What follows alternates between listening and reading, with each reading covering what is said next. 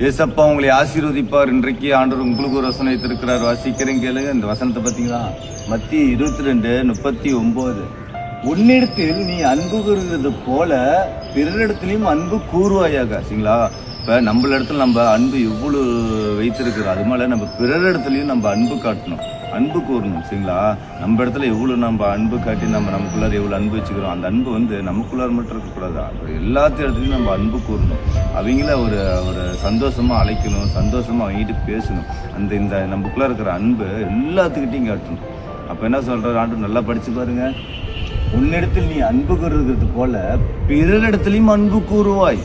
பிறரிடத்துலையும் நீங்கள் அன்பு கூறுங்க. அப்போ தான் வந்து நம்மளுடைய துக்கம் எல்லாம் சந்தோஷமாக மாறும். நம்மகிட்டயே நம்ம சந்தோஷம் இருக்கிறோம், ஹாப்பியாக இருக்கிறோம், நம்மகிட்ட அன்பு இருக்குது, அதை மட்டும் நினைக்கிறது. நம்மளுடைய அன்பை பிறரிடத்துலையும் நம்ம கூற நம்மளுடைய துக்கங்கள் சந்தோஷமாக மாறும். சரிங்களா? அப்படி நீங்கள் செய்யணும். அப்போ அதுதான் ஏசப்பா பிள்ளைங்க. நம்ம மட்டும் சந்தோஷமாகணும், நமக்கு மட்டும் அன்பு வேணும், நமக்கு மட்டும் சந்தோஷம் வேணும் இல்லை, எல்லாத்தையும் நம்ம சந்தோஷப்படுத்தணும். சரிங்களா? அந்த வசனத்தை நல்லா மீண்டும் படித்து பாருங்க.